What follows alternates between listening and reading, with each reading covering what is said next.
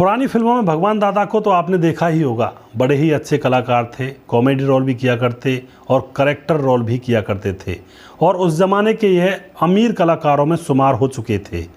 दोस्तों, इनके बारे में यहाँ पर हम पूरी जानकारी लेंगे और आपको उनकी बर्बादी की जो दास्तां है वो भी आपको चौंका देगी, क्योंकि एक बार अमीर हुए, सबसे पहले गरीब थे, फिर अमीर हुए और फिर उसके बाद फिर बर्बाद हुए और तड़पते हुए मर गए। आखिर क्या था इनके जीवन के पीछे का राज, पूरी सच्चाई यहाँ पर हम जानने वाले हैं। नमस्कार, मैं हूँ सुदेश कुमार और फिल्मी कहानी चैनल में आपका स्वागत है। दोस्तों, भगवान दादा, उनकी बर्बादी की दास्तां के बारे में आज हम यहाँ पर बात करेंगे। वो भगवान दादा जिनको देखकर अमिताभ ने भी डांस सीखा था। वो इतना अच्छा डांस किया करते थे, लोगों का मन मोह लेते थे अपने डांस से। 16 जो भड़के दिल मेरा धड़के, भोली सूरत दिल के खोटे और नाम बड़े और दर्शन छोटे, ओ बेटा जी, इन गीतों को तो आपने कभी ना कभी ज़रूर सुना होगा। इन सभी गीतों को भगवान दादा के ऊपर फिल्माया गया था। दोस्तों, यह गीत आज भी अमर हैं, सदाबहार गीत हैं, लोग इन्हें गुनगुनाते हैं और अभी भी यह गीत चलते हैं। महाराष्ट्र के अमरावती में 1913 में जन्मे भगवान दादा। उनके बचपन का नाम होता है भगवान आबाजी पल्लव। यह इनके बचपन का नाम होता है, लेकिन फिल्मों में इनको भगवान दादा के नाम से जाना जाता था। वो एक मिल में काम करने वाले मजदूर के बेटे थे। छोटी सी उनकी चौल थी, उसी चौल में रहा करते, अपना जीवन बसर किया करते। दोस्तों, यहाँ पर सपने भगवान दादा के बहुत ज़्यादा बड़े थे। हालांकि मजदूर के बेटे थे, लेकिन सपने उनके बहुत बड़े थे।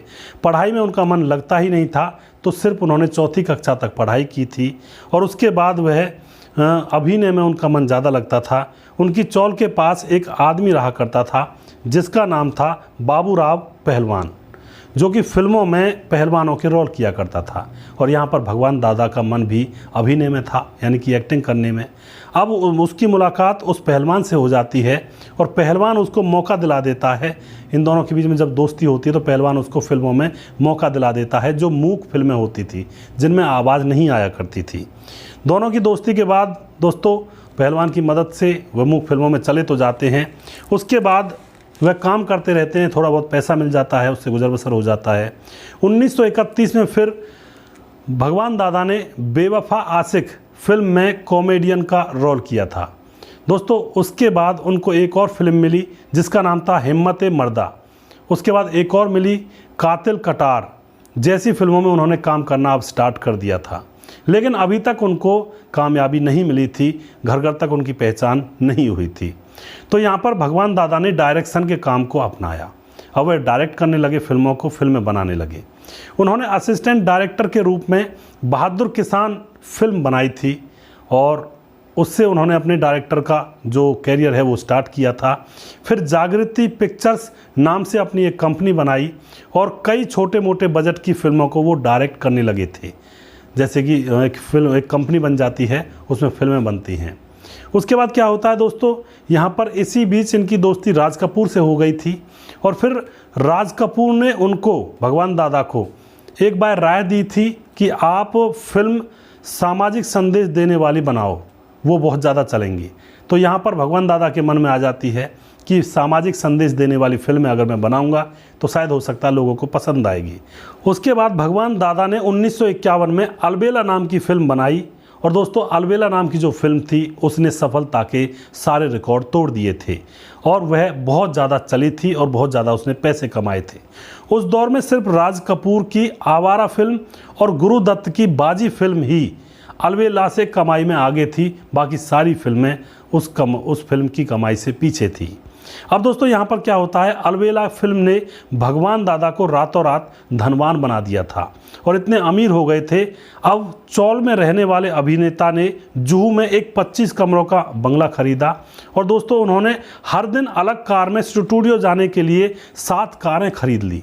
यानी कि शनिवार को इस कार में, शुक्रवार को इस कार में, इस तरह से 7 दिन अलग अलग कारों में जाने के लिए उसने 7 कारें खरीद ली।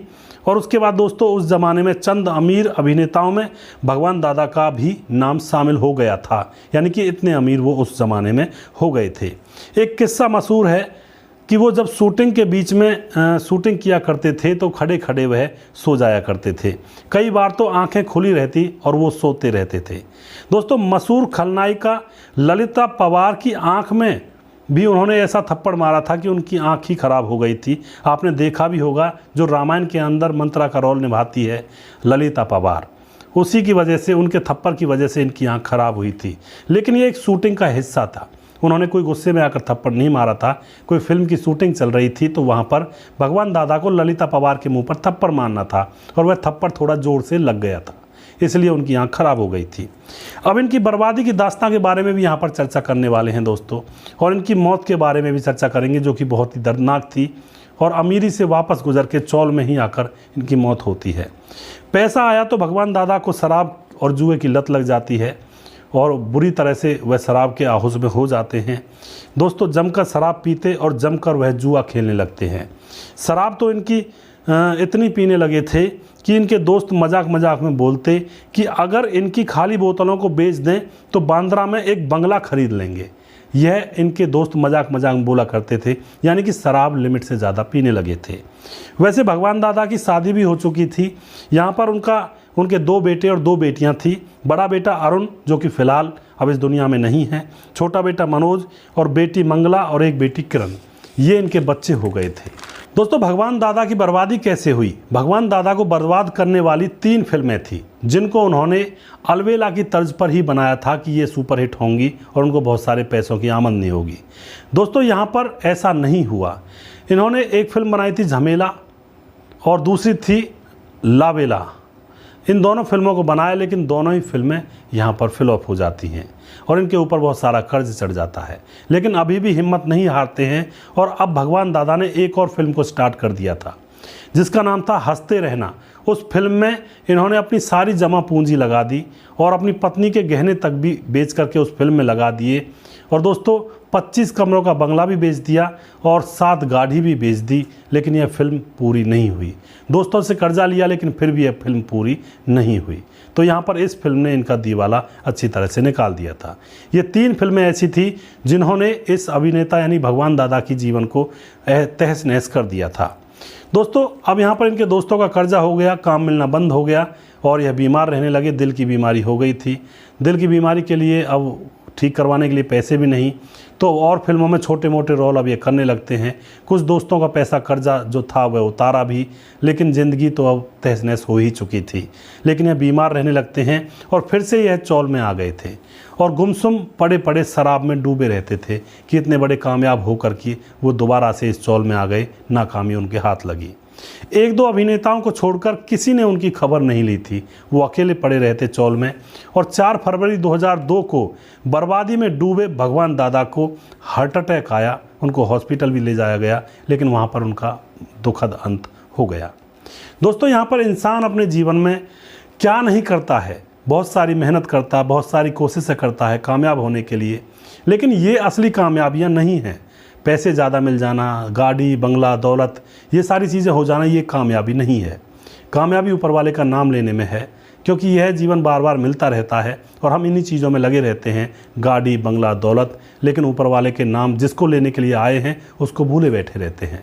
तो अपने जीवन को अगर गुजारना है, ठीक है, आप काम करिए, लेकिन काम करते करते ऊपर वाले का नाम ज़रूर लीजिए, क्योंकि ऊपर वाले का नाम वो कमाई है जो आपके साथ जाएगी और ये कमाई सिर्फ यहीं तक रह जाएगी। दोस्तों, यहाँ पर आपको उनकी कौन सी फिल्म अच्छी लगती, कौन सा गीत उनका अच्छा लगता है, आप अपनी राय कमेंट बॉक्स में लिख सकते हैं, लोगों के साथ शेयर कर सकते हैं। अगला प्रोग्राम मैं बहुत जल्दी फिर से लेकर आऊँगा किसी नए एक्टर के ऊपर। तब तक आप देखते रहिए फिल्मी कहानियाँ चैनल। जय हिंद, जय भारत।